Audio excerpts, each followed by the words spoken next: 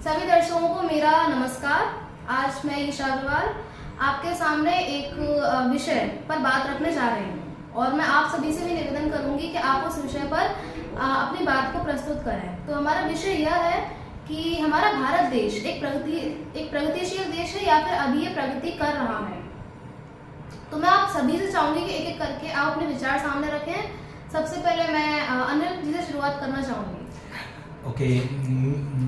मेरा नाम अनिल है और मैं इंग्लिश मीडियम से स्टूडेंट हूँ। तो मेरा यही विचार है कि भारत अभी प्रगतिशील है। अभी इसने प्रगति की नहीं है क्योंकि अभी बहुत सारे आयाम हैं जहाँ पर भारत को बहुत सारा काम करना है। चाहे वो शिक्षा हो, चाहे वो इंफ्रास्ट्रक्चर हो, कृषि हो, एग्रीकल्चर हो, और या वो मतलब कि साइंस एंड टेक्नोलॉजी हो एंड मेडिकल फील्ड हो। और इंडिया काफ़ी चीज़ों में बहुत पीछे है अभी। लेकिन जो इंडिया का जो जीडीपी है तो वो जीडीपी किसी किसी केसेस में बहुत लैग करता है और किसी किसी केसेस में बहुत बढ़ जाता है। तो उसके हिसाब से हमको बहुत सारे स्टेप्स में काम करना है जिसमें गवर्नमेंट अभी सोच रही है। हालांकि यूएसए ने तो गवर्नमेंट ऑफ इंडिया को ये भी बोला था कि हम भारत को एक विकसित देश मानेंगे, ना कि विकासशील देश मानेंगे। तो भारत ने इसको तुरंत मना किया कि नहीं, आप ऐसा नहीं कर सकते, क्योंकि अगर आपने ऐसा किया तो जितने भी हमको एड एंड असिस्टेंस है, जो भी हमें फॉरेन एजेंसीज दे रही है, जैसे आईएमएफ दे रहा है, डब्ल्यूटीओ दे रहा है, तो वो हमको नहीं मिलेगी। और अगर हमको ये सब चीजें मिलना बंद हो गई तो हमारा देश फिर से पिछड़ जाएगा। तो मेरा तो यही विचार है कि अभी भारत विकसित नहीं है पूरी तरीके से और इसको विकसित होने में बहुत समय लगेगा अभी। ठीक है, अब मैं आपसे चाहूंगी आप भी अपने विचार रखें कुछ। मेरा नाम रवि वालिया है और मैं इंग्लिश मीडियम का स्टूडेंट हूँ। मेरे ख्याल से इंडिया विकसित हो रहा है अभी, क्योंकि इंडिया में काफ़ी ज़्यादा चाइना में चाइनीज़ मोबाइल है, इक्विपमेंट है, कुछ भी इंडिया नहीं ले रहा, अभी कुछ भी नहीं ले रहा है। और इंडिया की जीडीपी अच्छी बढ़ रही है अभी, और इंडिया में अभी खुद की प्रोडक्शन ज़्यादा हो रही है। इंडिया काफ़ी ज़्यादा विकास कर रहा है। ठीक है, अब आप बताइए कुछ। मेरा नाम गौरी पाराशर है, मैं मथुरा से बिलोंग करती हूँ और मेरा भी यही मानना है कि अभी हमारा भारत विकसित हो रहा है, ना कि विकसित हो चुका है। और अभी जैसा कि भैया ने कहा, यहाँ पे बहुत सारे काम होना बाकी है। अभी हमें साइंस की फील्ड में भी, टेक्नोलॉजी की फील्ड में बहुत आगे जाना है। जैसे कि हमारे भारत देश में अभी लगभग 99% लोगों को पता नहीं है कि टेक्नोलॉजी में आखिरकार चल क्या रहा है, सिलिकॉन वैली में, एआई में क्या हो रहा है। और वैसे ही हमें कृषि में बहुत विकास करना है, वैसे तो हो रहा है। और हमारे भारत के नेता भी, जैसे माननीय प्रधानमंत्री जी ने कई योजनाएं चालू की हैं कृषि के लिए, तो वो सब भी बहुत अच्छे से हो रही हैं और ऐसे ही धीरे धीरे हमारा देश विकसित हो रहा है। और मैं ये भी कहना चाहूँगा, एग्रीकल्चर किसी भी देश का एक बुनियादी ढांचा होता है जिसे हम बैकबोन बोलते हैं। तो हम लिम्स के विदाउट रह सकते हैं, लेकिन विदाउट बैकबोन हम नहीं रह सकते। अगर हमारा एग्रीकल्चर स्ट्रांग है तो वो एग्रीकल्चर हमको ये अपॉर्चुनिटी देता है कि हम चीज़ों को एक्सपोर्ट करें, है ना, as per hour personal mandate. तो मेरा मानना ये है, जैसे कि परसों ही मैंने एक संपादकीय पढ़ा न्यूज़पेपर में, उसमें ये लिखा हुआ था कि हमारे पास जो साइंटिफिक क्रॉप्स हैं, जैसे बीटी कॉटन हुआ, बीटी थ्रोएंजिस ब्रिंजल हुआ, तो इसमें ये सब जो क्रॉप्स हैं ये कैश क्रॉप्स में आती हैं। और India is lacking in a cash crop, और specially in cotton, sugar cane और other crops. So government of India ने ये बोला है कि जिस तरीके से अभी हमने साइंटिफिकली बीटी कॉटन को एक अप्रूवल दिया है कि इसका जो है जेनेटिक जो मटेरियल है सीड का, वो कोटेड हो जाए, तो जिससे कि हमारा जो प्रोडक्शन इंटेंसिफाई हो सकता है। तो अगर प्रोडक्शन इंटेंसिफाइड हो रहा है तो it means it will give us opportunity in future to export so many things in a huge quantity. अगर हमारा एक्सपोर्ट अच्छा होगा तो एक्सपोर्ट, तुम जानते हो, जब एक्सपोर्ट किसी कंट्री का अच्छा होता है तो वो समवेयर और द अदर नहीं, वो डायरेक्टली जीडीपी को बहुत प्रमोट कर देता है। और जीडीपी प्रमोट होती है तो पर कैपिटा इनकम हर एक ह्यूमन इंडिविजुअल की बढ़ेगी, है ना, और जो इन्फ्लेशन होगा वो भी थोड़ा सा ट्रिम डाउन होगा, है ना।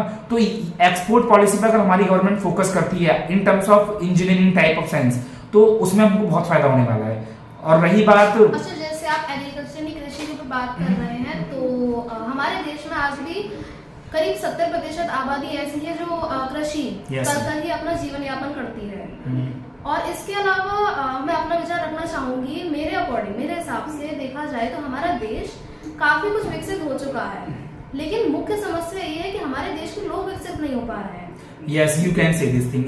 यस, ये बहुत ही सोचने वाली बात है हम लोगों के लिए, क्योंकि आज अगर हम देखें तो हमारी जीडीपी लगभग मुझे लगता है पांचवें पायदान पर है। परंतु ऐसा कैसे संभव है? जैसा आपने कहा कि लोग विकसित नहीं हो रहे हैं मानसिक रूप से, अर्थात आपका मतलब यही है, लेकिन देश तरक्की कर रहा है। लोगों के विकसित हुए बिना देश तरक्की कर कैसे सकता है? कृपया बताइए।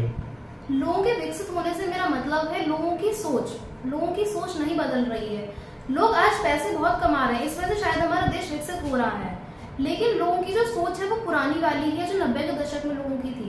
तो मैं यही पूछना चाहूंगा ईशा तुमसे पर्सनली, ये सबसे डिफिकल्ट टास्क है इंडियन गवर्नमेंट के लिए कि यहाँ के जनता को किस तरीके से समझाया जाए, टेक्नोलॉजी के एस्पेक्ट में, साइंस के एस्पेक्ट में और एजुकेशन के एस्पेक्ट में स्पेशली।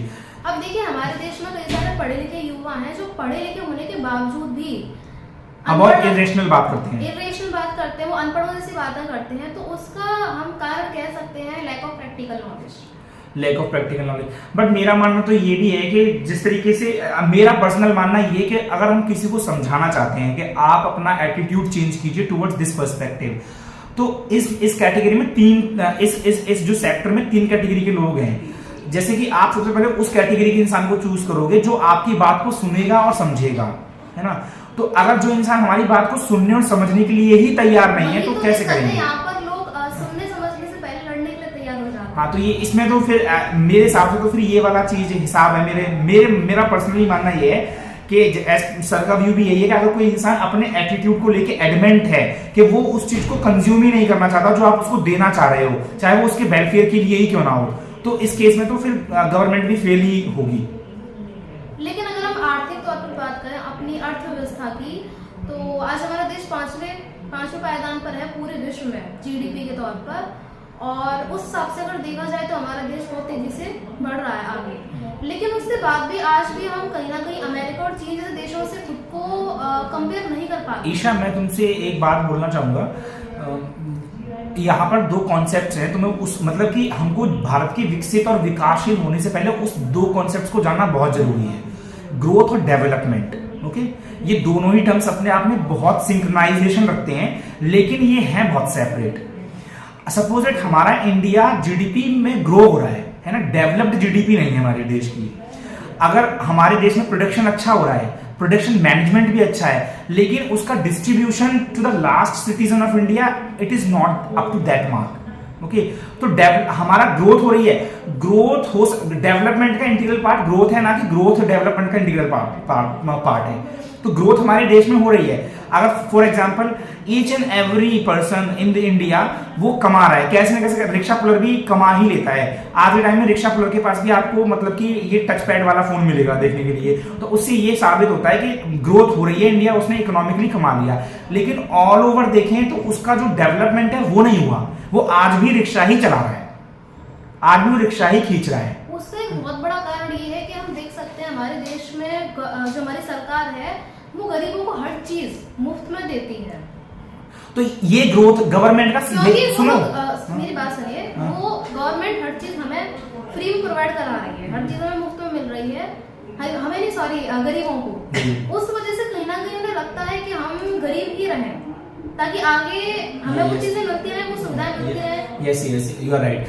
अगर हम अभी मिडिल क्लास की बात करें तो हमारे देश में क्या हो रहा है, जो अमीर वर्ग है, ऊंचा वर्ग है, वो लोग अच्छे खासे पैसे कमा रहे हैं, इस वजह से उन्हें कोई दिक्कत नहीं आ रही है। और जो बहुत ही गरीब है, बीपीएल एपीएल वाले लोग, उनको कहीं ना कहीं गवर्नमेंट से हर चीज मिल रही है फ्री में, क्योंकि इनसे राशन मिल रहा है, उन्हें फ्री की बिजली मिल रही है, स्पेशली इन दिल्ली में आप देख सकते हैं, वहाँ पे आपकी सरकार है और वहाँ पे तो हर चीज ही फ्री है लगभग। बट हम यहाँ भी बात करें तो आफ्टर कोरोना के बाद से यहाँ पर भी गवर्नमेंट ने काफी सारी चीजें फ्री में लोगों को दी हैं, तो उस वजह से गरीब लोग कहीं ना कहीं यही सोचते हैं कि हमें जब सारी सुविधाएं मिल ही रही हैं तो हम आगे क्यों बढ़े। और इस सब की वजह से जो मिडिल क्लास है वो मिडिल में फंसा रह जाता है, क्योंकि उन्हें उधर से तो टैक्स भी पे करने हैं गवर्नमेंट को पूरे, और गवर्नमेंट उन्हें उतनी सुविधा नहीं देती जितनी छोटे वर्ग को मिल जाती है। अब मेरा ये विचार ये है कि शक्तिकांत दास जो आरबीआई की गवर्नर हैं, उन्होंने यही बोला था सेंट्रल गवर्नमेंट को कि हमारा देश है एक ऐसे ट्रैक पर चल रहा है जो प्रोग्रेसिव ट्रैक है, ठीक है, उसमें ग्रोथ है लेकिन डेवलपमेंट नहीं है, और आप उस ग्रोथ को ग्रोथ ही रहने दे रहे हो क्योंकि आप उसको डेवलप्ड एक ट्रांजिशन फॉर्म नहीं दे रहे हो उसको कि जिससे वो ट्रांजिशन फॉर्म ट्रांसफॉर्म हो सके। प्लीज सुन लें। तो शक्तिकांत दास ने ये बोला कि रिडिस्ट्रीब्यूटिव मेजर्स आप ले रहे हो। रिडिस्ट्रीब्यूटिव मेजर्स वो मेजर्स होते हैं जिसमें कि आप फ्री बीज दे रहे हो, है ना, डायरेक्ट डीबीटी दे रहे हो, direct benefit transfer to the poor people.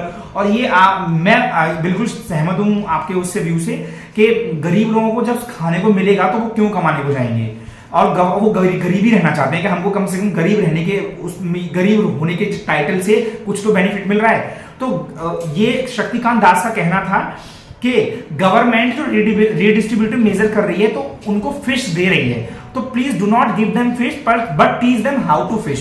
So if you teach them how to fish it will be long lasting. But आप दे रहे हो तो आपसे गवर्नमेंट से उन दोनों के बीच में एक उम्मीद का जो ब्रिज है ना वो बन जाएगा। अगर आपने उस उम्मीद को दोबारा खड़ा नहीं उतरे उस उम्मीद पर, तो फिर ये लगा लीजिए कि फिर उस केस में इंडिया बहुत बुरी तरीके से गिरेगा in terms of growth. Even मतलब डेवलपमेंट का तो कॉन्सेप्ट ही दूर हट गया। अपने देश का ही नहीं बल्कि और देशों का भी इतिहास देखें, हिस्ट्री, Please, तो please, हम please, देख please. सकते हैं कि जितनी भी हिस्ट्री है और देशों की भी, उनमें जो मध्यम वर्ग है, मिडिल क्लास है, उसका सबसे बड़ा दायित्व रहता है किसी भी कंट्री की ग्रोथ में। इस वजह से आज हम कह सकते हैं कि हमारी कंट्री में, हमारे देश में पुअर जो समाज है वो भी आगे बढ़ रहा है, और उसके अलावा जो अमीर लोग हैं वो भी आगे बढ़ रहे हैं, लेकिन मिडिल वाले लोग आगे नहीं बढ़ पा रहे। और जब तक ये लोग आगे नहीं बढ़ पाएंगे तब तक देश ग्रोथ नहीं कर एक्चुअली सकता। मिडिल क्लासेस जो लोग हैं वो बढ़ रहे हैं आगे, लेकिन do you know there is a one kind of a term tax evader. वो टैक्स ही पे नहीं करते हैं, टैक्स से बच रहे वो हैं। टैक्स पे इसलिए नहीं करते क्योंकि इतना ज्यादा टैक्स गवर्नमेंट ने लगा दिया कि उनके पास इतनी क्षमता क्या नहीं लगा दिया है टैक्स ईशा? 1 लाख पे अगर आप 55,000 टैक्स ले रहे हो तो कोई बड़ी बात नहीं है, उस है ना? 55,000 के अलावा आपको और 20 तरह के टैक्स भी भरने हैं। तो वो टैक्सेस हैं, तो वो टैक्स आपको इंक्रीमेंट में मिलता है ना। आम जो आदमी होता है, आम आदमी होता है, जो मिडिल क्लास का व्यक्ति होता है, उसके पास लिमिटेड इनकम होती है, जिसकी वो कोशिश करता है आधी सेविंग्स में डाल ले और आधी अपनी लाइफ में खर्च करे। तो अगर अब गवर्नमेंट हमसे इतने टैक्स ले रही है इस टाइम कि हम पे सेविंग ही नहीं बच रही, वो सेविंग मैं आपको आज का उदाहरण बताता हूँ। My father's friend came, okay, so he is also in railway. So my father's friend, I asked him that, uncle, what is your salary right now? So he was saying 128. You know, 128 every month. Listen to me. देखिए salary 128 भले ही है, लेकिन खर्चे देखिए आजकल Listen to इतने me. ज्यादा खर्चे हो गए। Listen to me, please, है ना? What happened? 128 he said, and after that what he said proudly. उसके बाद उन्होंने पता क्या बोला? इस साल 3 महीने हमारे फ्री के गए क्योंकि हमारा गवर्नमेंट ने बहुत टैक्स काटा। तो मैंने कहा कि अंकल 1,28,000 पेमेंट उठा रहे हो आप, उसमें से अगर आपका 2.5 लाख भी टैक्स काट रही है गवर्नमेंट तो कोई बड़ी बात नहीं है। तो सुनो, खर्चे होंगे तो खर्चे में तो नॉमिनली होते हैं, कोई एक्स्ट्रा रेवेन्यू तो हम खर्चा कर नहीं रहे देखिए, हैं, अगर है हम ना? नॉर्मली बात करें तो आज रवि जी, आपका क्या कहना होगा इस चीज पर? आप सहमत है? क्योंकि आप खुद एक आर्मी एम्प्लॉय हैं, तो आप भी इस चीज को फेस करते होंगे, तो आप अपना व्यू दीजिए प्लीज। टैक्स के लिए मैं बताना चाहता हूँ कि गवर्नमेंट, जैसे हम डेली रूटीन से सुबह जैसे दूध पीते हैं, चाय लेते हैं, तो दूध के लिए भी गवर्नमेंट जीएसटी लगाती है, और चाय लेते हैं, टी का पैकेट लेते हैं, उसमें टैक्स लगाती है, उसका सिलेंडर वगैरह उसमें जीएसटी लगाती है। तो मॉर्निंग से लेकर इवनिंग तक जो भी हम खाते पीते हैं रहते हैं उसमें सब गवर्नमेंट जीएसटी लगाती है। इससे एक्स्ट्रा जब हम पेमेंट लेते हैं, सैलरी आती है, सैलरी में इसके अलावा भी हम टैक्स देते हैं, तो दोनों साइड हम टैक्स देते हैं। कहीं भी जाते हैं तो हम टैक्स देते हैं, कहीं रेस्टोरेंट में गए, कहीं पे भी गए या कहीं पे, तो वहाँ पर टैक्स जीएसटी इंक्लूड करके देना पड़ता है। तो मेरे ख्याल से टैक्स नहीं होना चाहिए, जीएसटी होना चाहिए या मंथली होना चाहिए टैक्स। देखिए नहीं, हम टैक्स वाली बात नहीं कर रहे। जीएसटी तो एक टैक्स का रूप है जो हम सुबह से शाम तक जो भी खाते पीते हैं, खरीदते हैं, लेते हैं, वो सब में लगता है कहीं ना कहीं। अगर 50 रुपए का सामान है तो 55 बट अभी गवर्नमेंट ने इंसिडेंसेस चेंज कर दिए हैं टैक्स के। मेरी बात सुनिए, जैसे हम देख सकते हैं कि जीएसटी लगा हुआ है देश में, तो और टैक्स भी बहुत सारे इसके अलावा। तो मैं जो बात कर रही थी कि आजकल जो व्यक्ति 1-2 लाख रुपए भी कमा रहा है, उसके आप खर्चे देखो। अगर आप नॉर्मल एक्सपेंस देखो, मैं एक्स्ट्रा एक्सपेंस की बात नहीं कर रही, नॉर्मल खर्चे भी देखें तो आजकल छोटे छोटे सामान में 500,000 रुपए ऐसे खर्च हो जाते हैं, क्योंकि महंगाई आप देख सकते हैं देश में कितनी बढ़ रही है। पेट्रोल 100 रुपए का हो गया है 1 लीटर। चलिए मैं उस बात को नहीं करूंगी, लेकिन आप फिर भी देख सकते हैं कि आम आदमी की जेब पर कितना बोझ बढ़ गया है खर्च का। अगर और हम इस सब के बाद अगर हम ये कहें कि वो बहुत कमा रहा है तो हम ये नहीं कह सकते, क्योंकि हाँ, उसके ये तो बाद आप वो कह ज्यादा सकते हैं कि कमाएगा। कहीं ना कहीं गवर्नमेंट ने इसको कॉम्प्लीमेंट्री बना दिया, अगर वो दे रही है तो ले भी रही है दूसरे हाथ से। ले ज्यादा रही है, ये सच बात है।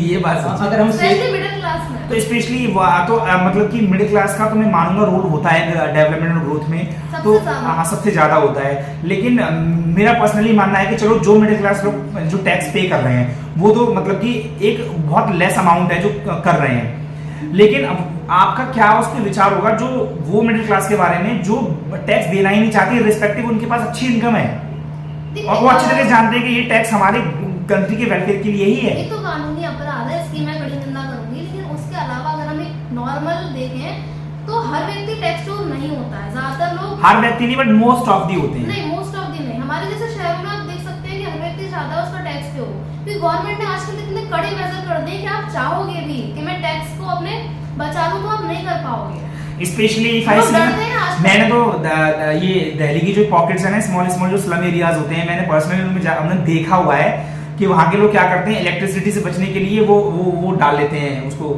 लकड़ी देखिए अगर काट टैक्स कर। चोरी वाली बात आप कर रहे हैं तो लोग चाहेंगे भी, अगर आज के समय में टैक्स चोरी तो ये बहुत मुश्किल है, क्योंकि गवर्नमेंट अच्छा भी नहीं सकता है। ईशा, आपका क्या कहना है अगर इस टॉपिक से हटके ये मैं बात बोलूं कि गवर्नमेंट का बहुत अननेसेसरी एक्सपेंडिचर भी होता है जिसमें गवर्नमेंट को जरूरत ही नहीं होती है, वो गवर्नमेंट उसमें इन्वेस्ट कर देती है बहुत बेकार तरीके से और फिर गवर्नमेंट को पछताना पड़ता है।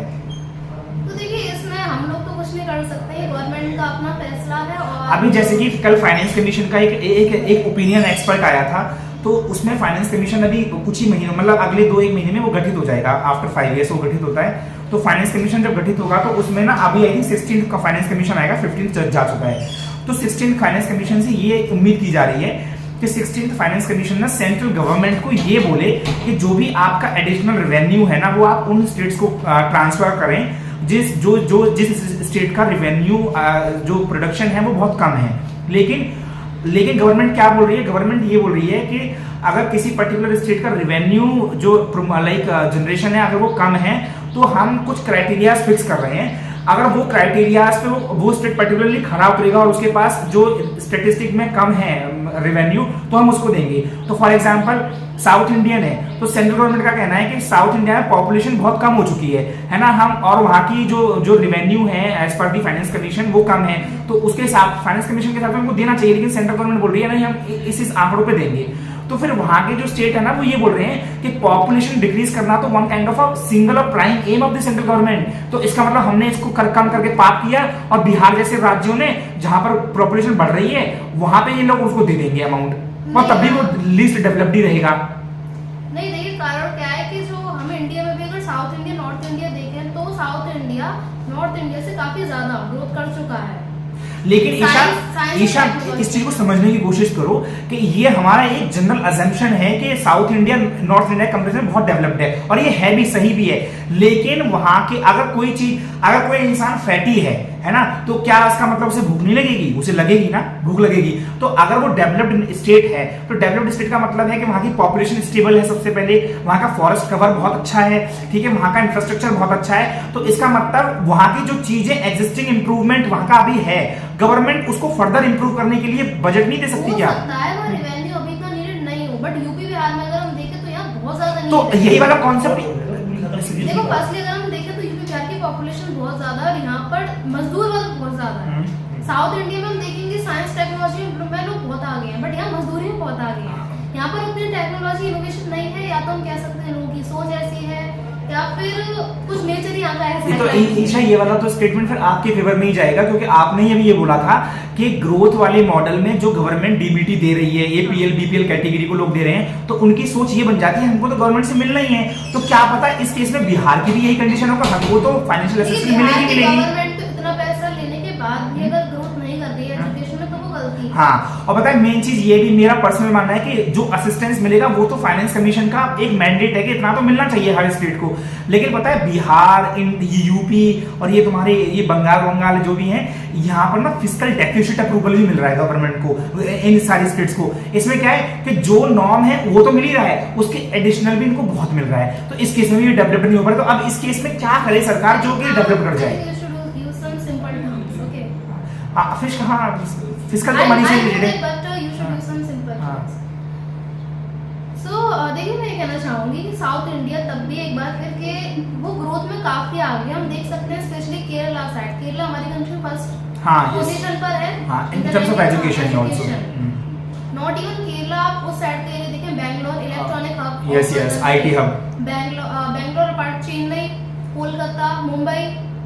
So these all cities the main, मतलब कह सकते हैं कि हमारे देश की सबसे ज्यादा विकसित कर चुके जो शहर हैं वो साउथ इंडिया के हैं। इस वजह से गवर्नमेंट को कहीं ना कहीं रहता है फोकस कि वो नॉर्थ इंडिया पर ध्यान दें। Yes, you are right. लेकिन नॉर्थ इंडिया की गवर्नमेंट जब खुद ध्यान नहीं देगी तो वो गलती हम कह सकते हैं। यू आर राइट, बिकॉज ये कल एडिटोरियल में भी था कि साउथ इंडिया का जो रेवेन्यू जनरेशन है ना वो in comparison to North India बहुत हाई है।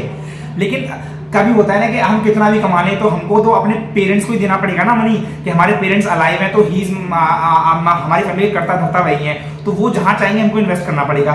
तो सेंट्रल गवर्नमेंट इन्वेस्ट तो कर रही है, लेकिन वो साउथ इंडिया के स्टेट्स में ये बोलते हैं आपने रेवेन्यू हमसे लिया, कलेक्ट किया, फिर गरीब देशों को, गरीब राज्यों को दे दे रहे, तो क्या फायदा? इसका मतलब आप हमसे छीन के उनको दे यहाँ रहे की हो। जो गवर्नमेंट है उसका फोकस लोगों की ग्रोथ से ज्यादा खुद की ग्रोथ पर रहता है। ये तो डेफिनेटली फैक्ट है। जैसे हम देख सकते हैं कि यूपी बिहार साइड में शराब के नाम पर गवर्नमेंट को कितना हाई टैक्स मिलता है। आप कोविड टाइम में देख सकते हैं जब गवर्नमेंट ने शराब ओपन कर दी थी लोगों के लिए कि आप ले सकते हैं आराम से, गवर्नमेंट का कितना हाई टैक्स रेवेन्यू कलेक्शन हुआ था, और वो इसी बेल्ट में हुआ था। दिल्ली हो गया, बिहार साइड हो गया, बिहार हो गया, नॉर्थ साउथ इंडिया में इतना नहीं हुआ था। तो ये हम देख सकते हैं। उसके अलावा अगर हम देखें तो नॉर्थ इंडिया में ये जो 3-4 स्टेट है, जैसे यूपी हो गया, बिहार हो गया, यहाँ पर लोग डेवलप क्यों नहीं कर पा रहे? इसका आप क्या समझते हैं? मैं तो यही समझता हूँ कि यहाँ की गवर्नमेंट का जो स्टेटस को है ना वो उसको मेंटेन करना चाहती है।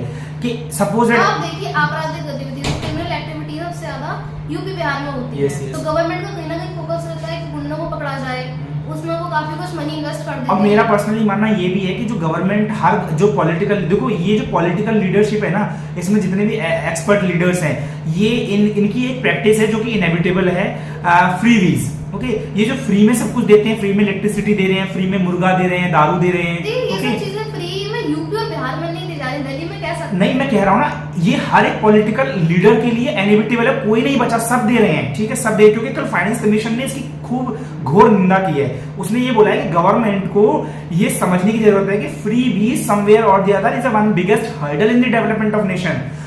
मैं अपने पड़ोसियों को हर चीज फ्री में दूंगा, हर चीज फ्री में दूंगा, तो भाई वो जाएंगे ही नहीं कमाने, उनके अंदर जो इनोवेटिवनेस है ना वो मर जाएगी वहीं की नहीं। उसके अलावा दिल्ली पर कर्ज बहुत ज्यादा बढ़ गया। अगर आप पिछले महीने का देखें आंकड़ा, तो दिल्ली पर कर्ज इस वजह से बढ़ गया क्योंकि उन्होंने हर चीज फ्री कर दी है। तो ये तो मेरे हिसाब से फ्री देना हर चीज, तो it is not justified at all. जो मैं स्टेटमेंट कह रही थी कि यहाँ की गवर्नमेंट का फोकस खुद को ग्रो करने पर ज्यादा है बजाय लोगों के।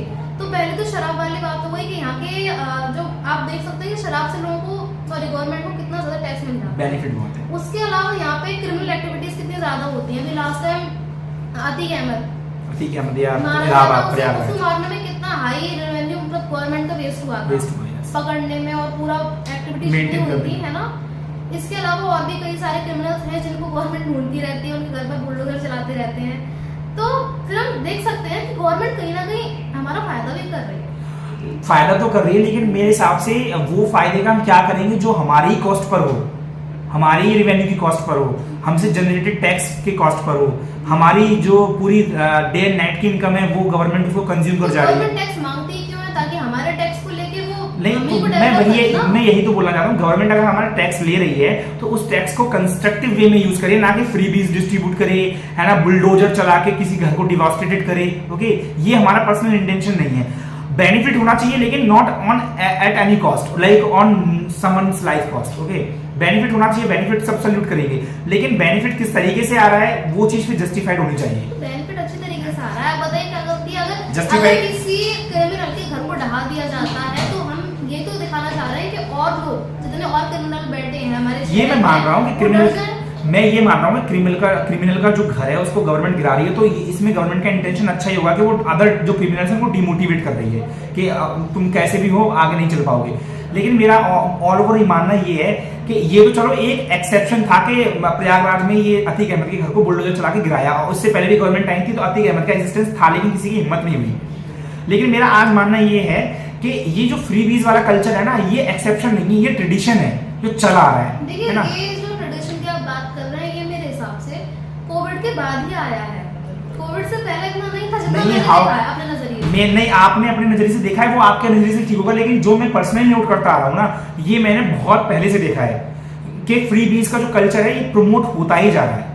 फ्री कोरोना के बाद से लोग जब गरीब हो गए, पैसे कमाने का कोई साधन नहीं बचा, तब जाके गवर्नमेंट ने सोचा कि लोगों के भले के लिए उन्हें फ्री में सामान दिया जाए। तो लेकिन ईशा, अब तक ईशा, अगर पॉलिसी चल रही है तो वो गलत है। Isha listen to me, government ने पैंडेमिक में अगर किसी पर्सन को एसेंशियल कमोडिटी से कोई असिस्टेंस दिया है ना, तो गवर्नमेंट ने अपनी ऑफिशियल पॉलिसी के तहत ही दिया है ना। लेकिन जो फ्रीबीज का कॉन्सेप्ट है ना, ये किसी ऑफिशियल पॉलिसी में है ही नहीं।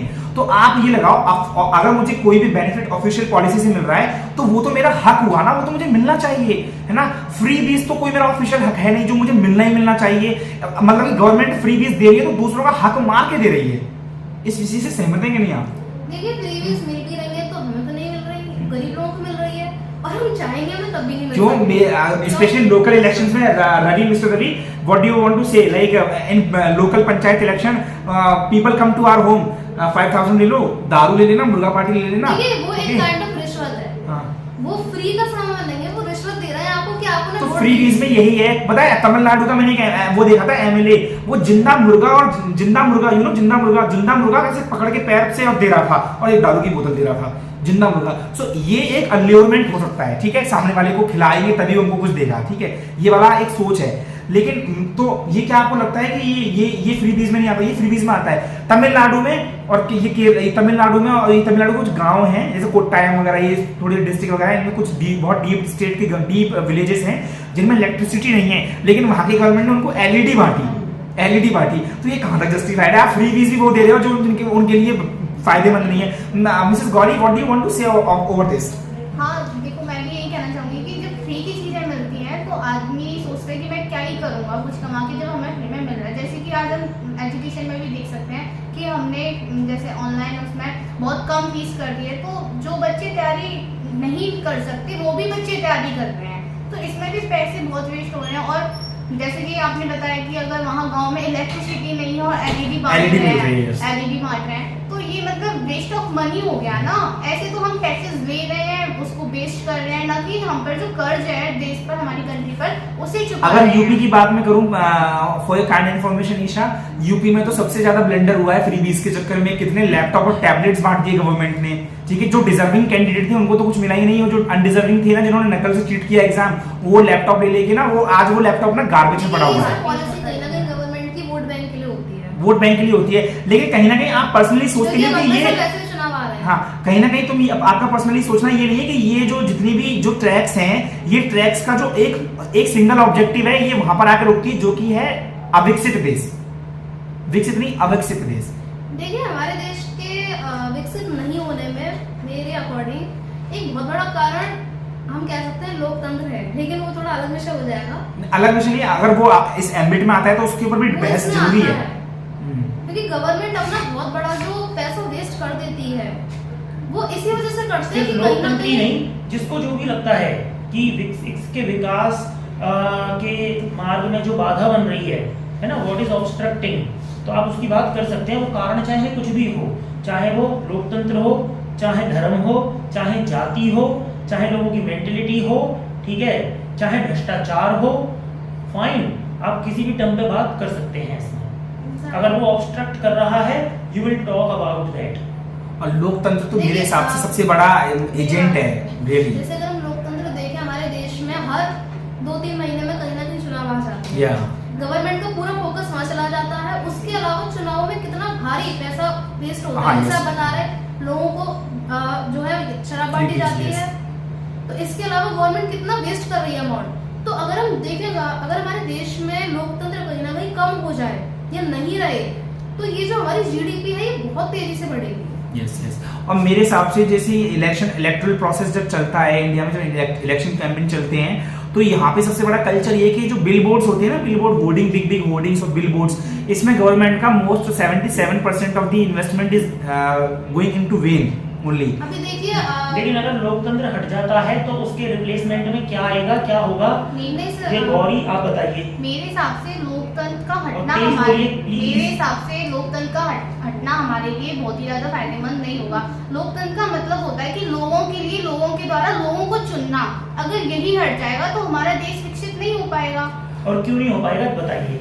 क्योंकि देखिए, जब हम किसी एक उम्मीदवार को चुनते हैं तो हम अपनी मर्जी से चुनते हैं, और अगर हम किसी सही उम्मीदवार को चुनेंगे तो जैसे अटल बिहारी वाजपेयी हुए, तो उन्होंने हमारे देश के प्रोग्रेस में बहुत बड़ा हाथ था उनका भी। गांधी जी हुए, हमने उनको चुना, हमने अपने स्वतंत्रता की उसमें, तो लोगों ने किसी एक मतलब लोगों को ही चुना ना, तो तभी एक तरह से लोकतंत्र हो गया। तो लोकतंत्र के बिना हमारा देश विकसित नहीं हो सकता, मेरा ये मानना है। जैसे आपने कहा कि गांधी जी थे या फिर इस तरह की जो बड़ी पर्सनैलिटीज थी वो उनको हमारे लोगों ने चुना। पहली बात तो ये कि उनको हमारे लोगों ने नहीं चुना, वो खुद पहले इतने फेमस हुए, इतने अच्छे उन्होंने काम किए, फिर लोगों को उन पर विश्वास होने लग गया, फिर लोगों ने उन्हें अपना लीडर बना लिया। Yes, लेकिन right. आजकल अगर हम देखें तो क्या हो रहा है, आजकल हम खुद से नहीं चुन रहे, हम गवर्नमेंट खुद से नहीं चुन रहे, हम ये देखते हैं कि जो हमें सबसे ज्यादा फायदा पहुंचाने वाला है, जिसके पास सबसे ज्यादा फायदे हैं, जो हमें शराब देगा, हम उसको देंगे वोट। हम आजकल ये नहीं देखते कि कौन हमारी कंट्री की ग्रोथ पे हेल्प करेगा। और मेरा मानना तो ये है कि जैसे हमारे पास लोकतंत्र है, तो लोकतंत्र में एक ऐसा इंसान मानता हूँ, मतलब लोकतंत्र को मैं एक एडजेक्टिव की फॉर्म में ले रहा हूँ एज ए ह्यूमन बीइंग। लोकतंत्र एक ऐसा इंसान है जिसके दोनों पैर सड़ चुके हैं, ठीक है। अब सड़े हुए पैरों को काट के तो फेंकेंगे नहीं जब तक वो एकदम से हार्मफुल ना हो जाए। तो हमारा लोकतंत्र भी सड़ चुका है, तो उसको सुधारने के लिए हमको बहुत सारी मेडिसिन की जरूरत है जो कि गवर्नमेंट ही कर सकती है। लेकिन लोकतंत्र ना एक फिर वो वाला लोकतंत्र नहीं होना चाहिए जो हमारे पास अभी है। फिर हमारे पास ना एक ऐसा लोकतंत्र होना चाहिए जहां पर में जो पब्लिक ओपिनियन है ना, वो गवर्नमेंट के ओपिनियन से बहुत ज्यादा स्ट्रांग हो पॉलिसी फॉर्मुलेशन में, और स्पेशली डेवलपमेंट एक्टिविटीज में। लोकतंत्र को हटाना हमारे लिए बेनिफिट नहीं होगा, लोकतंत्र में सुधार। क्योंकि लोकतंत्र की जो प्रैक्टिस है ना वो बहुत गलत यूज हो रही है आज के टाइम में। जो चीज सोची गई थी उससे अलग हो रही है। गवर्नमेंट भी अच्छी पॉलिसी लाती है, जिसके किसान नीति आई थी अभी 2 वर्ष हो गए, तो लोगों ने कितना ज्यादा प्रोटेस्ट किया था, कितना आंदोलन किए थे, गवर्नमेंट को फाइनली ये पॉलिसी बंद करनी पड़ी। आपको शायद ध्यान होगा कितने दंगे हुए थे 26 जनवरी को। Yes I know. तो बट मेरा पर्सनल मानना ये भी है कि गवर्नमेंट में जो कैबिनेट ओपिनियंस बैठे हुए हैं, जो मिनिस्टर्स बैठे हुए हैं, जो लॉज बनाते हैं, वो तो केवल उनका एक डेजिग्नेशन है जिसमें वो बैठे हुए हैं, उनको एक अथॉरिटी है कि ये काम आप ही कर सकते हो। लेकिन आपको ये पता है कि अगर कोई पॉलिसी और कोई लॉ ऐसा होता है जिसपे गवर्नमेंट ओपन फोरम दे देती है पब्लिक की ओपिनियन के लिए, कि पब्लिक अपना ओपिनियन दे इस वाले लॉ पे कि हमको क्या करना चाहिए इस लॉ में, तो उसमें जो फार्मर कम्युनिटी थी, तो फार्मर कम्युनिटी का मतलब ये नहीं फार्मर्स आर इलिटरेट, उस कम्युनिटी में भी बहुत एक्सपर्ट लेवल के लोग बैठे हुए थे जो कनाडा वगैरह में कितना अच्छा रेमिटेंसेस इंडिया को दे रहे हैं, जिससे इंडिया की जीडीपी बढ़ रही है। तो उनका ही एक्सपर्ट ओपिनियन था कि गवर्नमेंट ने इस जो बिल बनाए हैं तीनों, इस बिल पे जरा भी सोच विचार नहीं किया, mathematically it is going to harm us. देखिए प्रोटेस्ट करना इतना बुरा नहीं है, लेकिन आप देख सकते हैं 26 जनवरी को जो हुआ था उस टाइम, मतलब लाल किले पे चढ़कर आप झंडा फहरा रहे हैं, ये क्या हो रहा है? तो ये तो एक तरीके से ना it is a form of one kind of like, क्या आप ये शो कर रहे हैं कि हमने आपके देश को मतलब कब्जा कर लिया? लोग भाई लाल किला हमारे देश का एक बहुत बड़ा वो है, मॉन्यूमेंट है। एक्चुअली पता है एज पर दी आर्टिकल 19 गवर्नमेंट ये बोलती है कि अगर गवर्नमेंट का कॉन्स्टिट्यूशन ये बोलता है कि अगर आपकी बात को कोई सुनता नहीं है, कोई कुछ करता नहीं है, तो इन दैट मींस ना आप मतलब कि वेंटलाइज तो नहीं करोगे, लेकिन आप अपनी बात को कान में कैसे डालोगे वो चीज आप कर सकते हो, लेकिन विद इन दैट लिमिट। अगर हम बात करें भगत सिंह वगैरह की कोई बात सुन नहीं रहा था, तो उन्होंने क्या किया कि ये वैसे तो सुनेंगे नहीं, तो कुछ ऐसा बड़ा धमाका करते हैं जिससे कि ये लोग सुने। तो आई थिंक जो फार्मर्स कम्युनिटी थी उन्होंने ये किया, और लाल किले पर जाके झंडा फहराना I think it is not a one kind of a heinous crime according to me, है ना। But I don't consider it is heinous crime, because अपने रेड फोर्ट पर जाकर आप अपने देश का फ्लैग होइस्ट कर रहे हो, ना कि किसी पर्टिकुलर पर्सन को मार रहे हो। उसके अलावा देखिए उस दिन कितने पुलिस वाले जख्मी हुए थे, कितने मरे थे। तो फिर उसके अलावा जिस तरीके फिर तो ईशा आप मुझे ये बताएं, जब आप मेरी बात सुनोगे नहीं, आप उसको समझोगे नहीं, सोचोगे नहीं, तो मैं एक ऐसा कौन सा मीडियम अपनाऊं जिससे कि आप सुनो, थोड़े अलर्ट बन जाओ, एक्सपर्ट, मतलब थोड़ा सा एक अपना जो you try to become very like pensive, कि मुझसे अगर कोई सामने वाला बात बोल रहा है तो I should give my ears to that view. But government दे नहीं रही थी। यही हो जाएगा कि हम अपने फायदे के लिए दूसरे को मारेंगे। नहीं तो नहीं मारा, किसी को नहीं गया था, इंजर्ड उसमें पब्लिक लाइक पब्लिक ऑफिशियल्स भी हुए थे और सिविलियंस भी हुए थे, vice versa case was there, है ना। मैं आपको ये बताता हूँ, आपको ये पता नहीं होगा शायद, आई थिंक 2016 और 15 की बात है ये, कि जब तमिलनाडु के फार्मर्स भी आए थे, पार्लियामेंट के सामने बैठे थे, और उनकी भी यही थी कि हमारा जो एमएसपी है ना, आप उसको थोड़ा सा, उसका जो होराइजन है ना, उसको ब्रॉड करो, है ना, जो मतलब कि जो ग्रेन्स हैं आप उसमें हमको ये दीजिए। हमारी डिमांड ये ना कि हमको उसमें एमएसपी दीजिए जिसमें हमको ऑलरेडी बेनिफिट है, ठीक है। तो उस केस में पार्लियामेंट के सामने वो धरने बैठे हुए थे, तो वो माइनॉरिटी में थे, कम थे, है ना। तो 7-8 दिन वो चूहे खाए थे उन्होंने गवर्नमेंट को, मतलब बताने के लिए गवर्नमेंट सुने, गवर्नमेंट ने तब भी बात नहीं सुनी। तो ये कैसे कह सकते हैं चूहे खाए थे? नहीं, अरे खाया था, इट वाज लाइव टेलीकास्टेड, है ना, people were eating out rightly. हां चलो, दिल्ली में जो कुछ हुआ वो हमने देखा नहीं, हमारे आंखों देखा नहीं है। अब मैं देखना। ऐसी बात करना चाहूंगी, मेरी आंखों देखी है।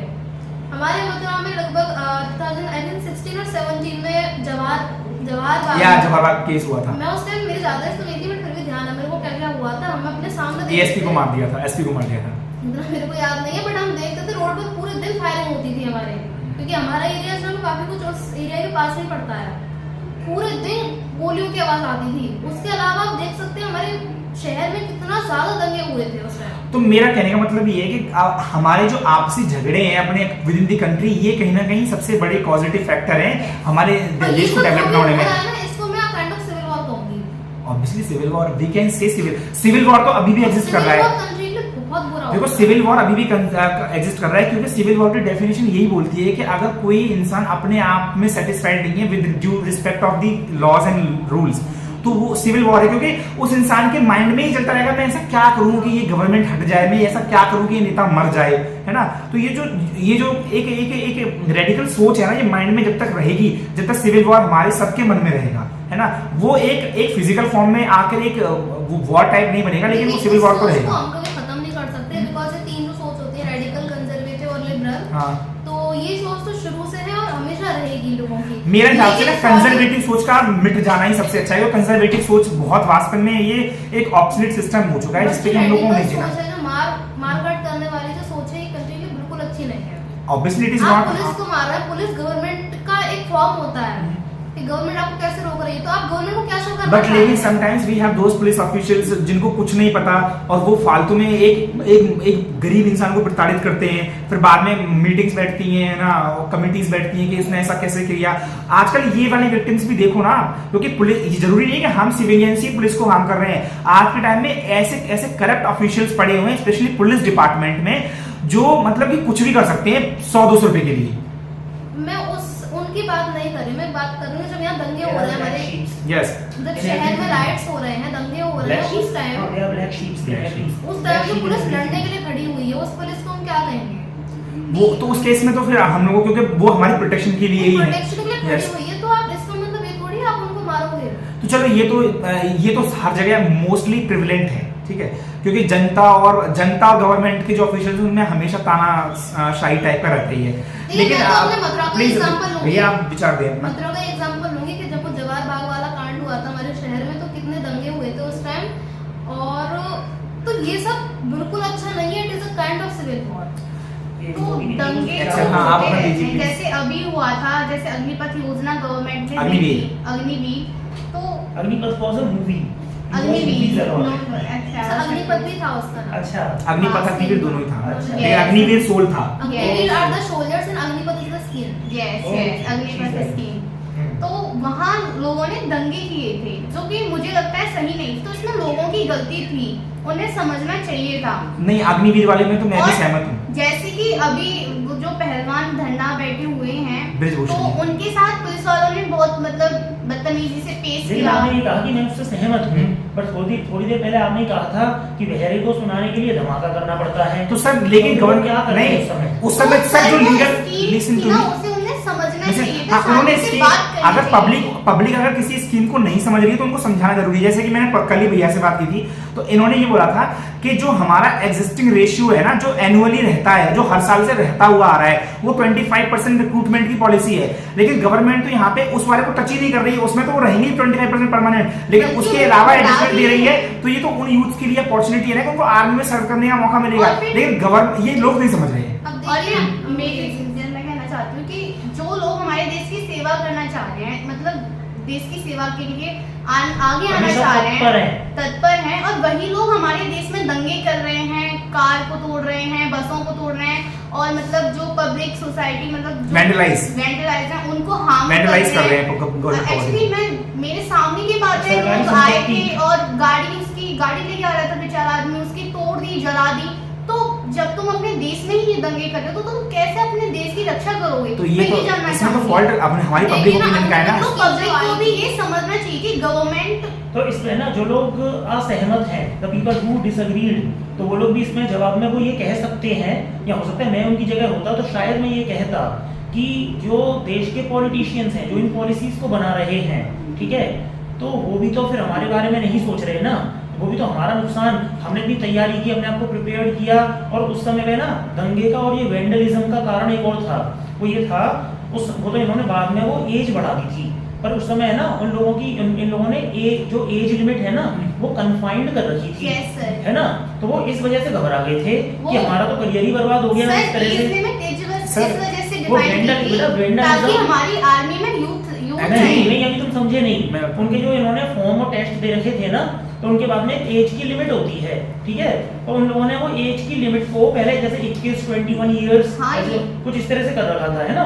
तो उन लोगों का क्या था कि अब ये हमारी उम्र तो निकल जाएगी अब ये, तो वो इस वजह से, लेकिन बाद में जब वेंडलिज्म हुआ तो उन लोगों ने फिर वो लिमिट बढ़ा दी थी कि नहीं चलो तुम लोगों का ये वेस्ट नहीं हाँ। जाएगा ये, तो फिर वो लोग शांत पड़ गए तो थे। उससे वो एक वे होता है ना कि हमें किस तरीके से अपनी मेरा बातें रखनी मेरा क्या चाहिए। मानना है कि इस पे एक और स्कीम जब आई थी, सुनिए, उस टाइम कितनी ट्रेनें चलाई गई थी, कितनी पब्लिक प्रॉपर्टी को वेस्ट किया गया था, तो इस हिसाब से अगर ये नहीं कहेंगे गवर्नमेंट को कितना पैसा खर्च हो रहा है यहाँ पर। और तो हम डेफिनेटली स्टार्टिंग में बात कर तो रहे थे ये गवर्नमेंट से भी फालतू के एक्सपेंस, हम्म। गवर्नमेंट केवल फालतू के एक्सपेंस नहीं करती, Public इसमें भी तो बहुत कर रही है। बड़ा रोल पब्लिक का होता है। नहीं, मेरे हिसाब से ना देखो जो वैंडलिज्म हुआ था वो वैलिड भी था, क्यों? क्योंकि जैसे कि बहुत सारे जो सीनियर्स हैं ना, जो यंगस्टर्स थे, उनको ना कहीं ये ड्रीम था कि हम आर्मी में जाके सेवा देंगे, लेकिन बताए वो आर्मी में जाके सेवा देना for a long period of time वो ना कहां पर जाके वो खंडित हो गया, वो वहां पर जाके खंडित हो गया कि इसमें 25% रिमेन वही रहेंगे जो फर्दर क्वालिफाई करेंगे। इस वजह से उनके जो इमोशन थे ना वो वहीं मर गए। मेरा इमोशन था कि मेरा ड्रीम था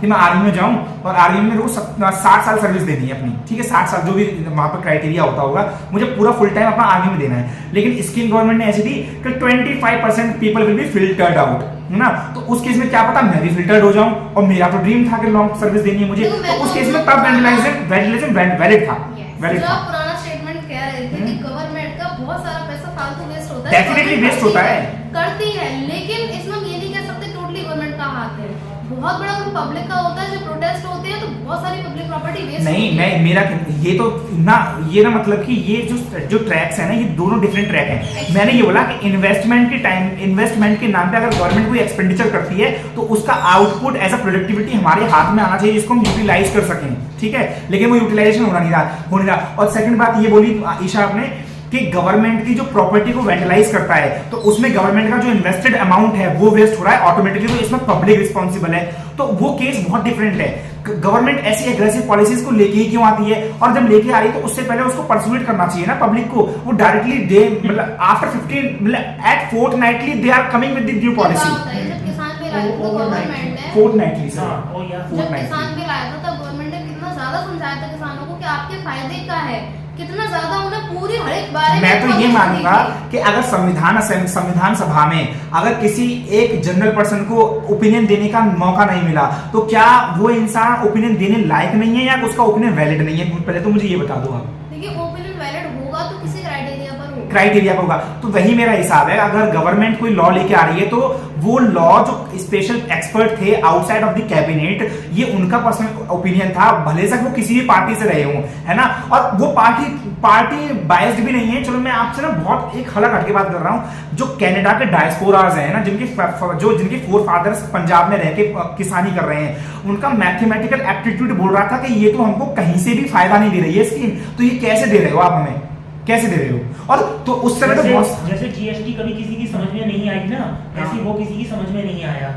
नहीं तो वो सर, हम जीएसटी इन में चीजों ये के है बारे में कि पढ़ेंगे तो जरूर समझ में आएगा। तो ऐसे नहीं- पब्लिक पढ़ती कहाँ है? आप बता दो, वो आप public पढ़ते की हो? होती है, ये government की गवर- होती है। गवर्नमेंट की नहीं। लेकिन यहाँ डेमोक्रेसी का आ रही है, जैसे वो व्यक्ति ये कह रहा है, या तो उसकी समझ में आए बात, नहीं आ रही ना, तो नहीं आ रही तो नहीं आ रही। नहीं आ रही तो वो नहीं ये आ कह रही। रहा है कि मेरे को फायदा नहीं है, मुझे नहीं दिखाई दे रहा फायदा, और मैं ये नहीं चाहता, तो डेमोक्रेटिक है ना कंट्री तो। अभी ईशा मुझसे बोलने लग जाए, डेमोक्रेटिक में यही problem ईशा है। मुझसे बोलने लग जाए कि अनिल 2+2 4 है, आपको बेनिफिट होगा। मैं कहा नहीं भाई, मुझे तो नहीं होने वाला। मेरी बात 2+2 सुनो, जैसे डेमोक्रेटिक में हम बात कर रहे थे कि फ्री, हर चीज फ्री देना फ्री चाहिए। बीज, यस।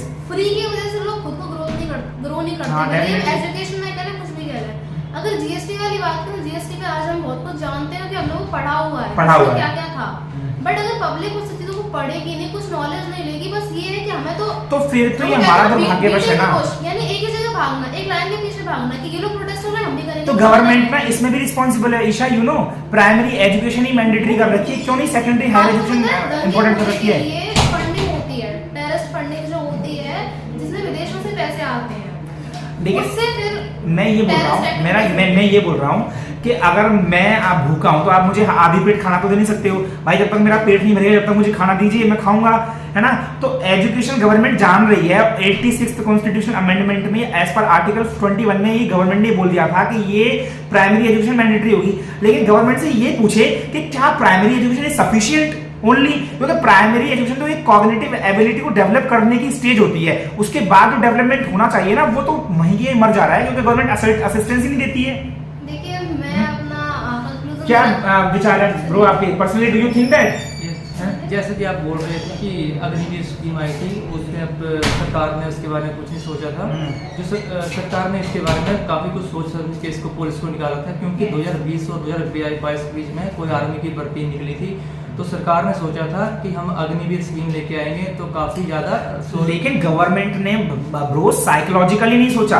साइकोलॉजिकली इसलिए नहीं सोचा, जिस इंसान का ड्रीम था कि 7 साल में को सर्विस करनी है, उसका ड्रीम तो फिल्टर्ड आउट हो गया ना 25% में। नहीं, एक्चुअली पहले से 25% वो पहले से ही चुने जा रहे थे, जितने की 25 चुने पहले जा से रहे हैं, चुने जा रहे बल्कि थे। इसमें और एक्स्ट्रा उन्होंने बढ़ा दिए थे। तो एक्स्ट्रा में तो वो भी कम्युनिटी होगी ना, वो भी लोग होंगे जो जिनका ड्रीम था कि मेरे को इतनी साल सर्विस करनी है, तो अब उनको भी वो फियर था ना कि मैं भैया, फिल्टर आउट हो वो तो जाऊंगा। रहता है। अब पता है, सिविल सर्विस की तैयारी आप कर रहे हो तो उसमें भी तैयारी चल रही है कि इधर भी Yes, age अगर for- limit कर हाँ, दी take जाए। example, suppose- 21 से 25 तक एज लिमिट कर दी जाए। जैसे कि हमारे वोट देने की लिमिट है कि 18 के बाद ही हम वोट दे सकते हैं, ऐसे ही सब जगह लिमिट होना, बिकॉज सब चीजें लिमिट में ही मैं अच्छी यही तो रहती बोल रहा हूँ है। कि gradual- लिमिट के बाहर सब चीजें मैं जहर ये की बोल रहा तरह हूँ होती कि हैं। गवर्नमेंट अच्छे इंटेंशन से आ रही है, अच्छी बात है, अच्छे इंटेंशन से आ रही है। और अगर वो फेलियर भी हो रही है पब्लिक को समझाने में, तो चलो ये भी मैं बात एक्सेप्ट कर रहा हूँ।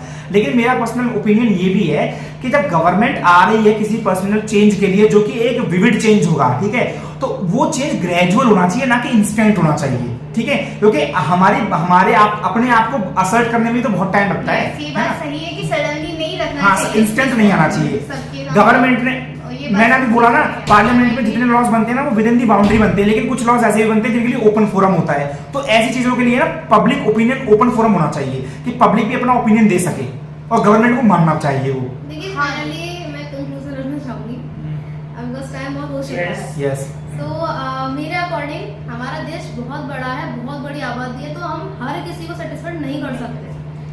तो प्रॉब्लम सॉल्व करने का यही तरीका है कि लोग खुद से ग्रोथ करें, अपनी एजुकेशन गेन करें, ताकि गवर्नमेंट को लोगों को नहीं समझाना पड़े कुछ भी।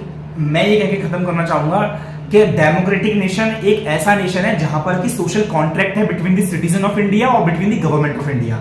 तो जब सोशल कॉन्ट्रैक्ट किसी पर्टिकुलर अथॉरिटी के हाथ में है, तो it is the sole responsibility of that authority कि उसको वो हाफ स्टमक फीड ना करे, उसको फुल स्टमक फीड करे। अगर उसको full stomach in terms of education feed करती है, तो उस इंसान के अंदर ऐसी एबिलिटी डेवलप होगी जिससे कि वो चीजों को समझेगा, रीजनिंग आउट करेगा, है ना, तब जाके वो अपना मत देगा। लेकिन हमारे इंडिया में तो लैक ऑफ एजुकेशन इतना है कि इंसान बस केवल मारने की ही सोचता है। मेरे अकॉर्डिंग लैक ऑफ एजुकेशन उतना ही है जितना कि पहले था, एपीजे अब्दुल कलाम के टाइम में था। Yes, you are right. You know, You are लेकिन वो कुछ अपने ऊपर भी डिपेंड रहता है। जैसे एपीजे अब्दुल कलाम ने अपने आप को उभारा और देश के लिए कितना कुछ किया, वैसे ही सब लोगों को करना चाहिए। जैसे बात होती है कि एक हाथ से तो ताली बजती नहीं है। जैसे गवर्नमेंट, कुछ योगदान गवर्नमेंट है, कुछ योगदान पब्लिक को भी अपनी तरफ से देना पड़ेगा, तब जाके हमारा देश विकसित होगा। Without anyone. और गवर्नमेंट ने तो बजट में ये भी बोला था, Not 2015 में बजट में भी 6% जीडीपी था, और एजुकेशन के मामले में, और 2022-23 के बजट में भी 6% जीडीपी। अच्छा, मेरे अकॉर्डिंग एग्रीकल्चर को बढ़ावा देना चाहिए। पहले एग्रीकल्चर ज़्यादा होता था, लेकिन अभी एग्रीकल्चर को बहुत कम हो गया है। क्योंकि सभी चाहते हैं कि हमें सरकारी जॉब मिले, बाहर जाना चाहते हैं, शहर में जाना चाहते हैं, गांव में कोई नहीं रहना चाहता है, तो एग्रीकल्चर होना चाहिए, इससे हमारा देश विकसित होगा। That's all. That was a healthy discussion, right? And you people made it awesome, and yeah, many good views came up. Okay, and we will continue with the same in Hindi and English, both the languages, right? Because the beginners हैं, उनका हिंदी में बोलने से उनकी hesitation है वो खत्म हो जाएगी, प्लस कम्युनिकेशन स्किल्स बनेंगे। कम्युनिकेशन स्किल्स बनेंगे तो इंग्लिश तो इम्प्रूव ऑटोमेटिकली हो जाएगी, right? Because first of all you should be filled with ideas, right? So that was it I wanted to say, and thank you so much for your participation, and it was a nice participation. Okay, so just give a huge round of applause to yourself.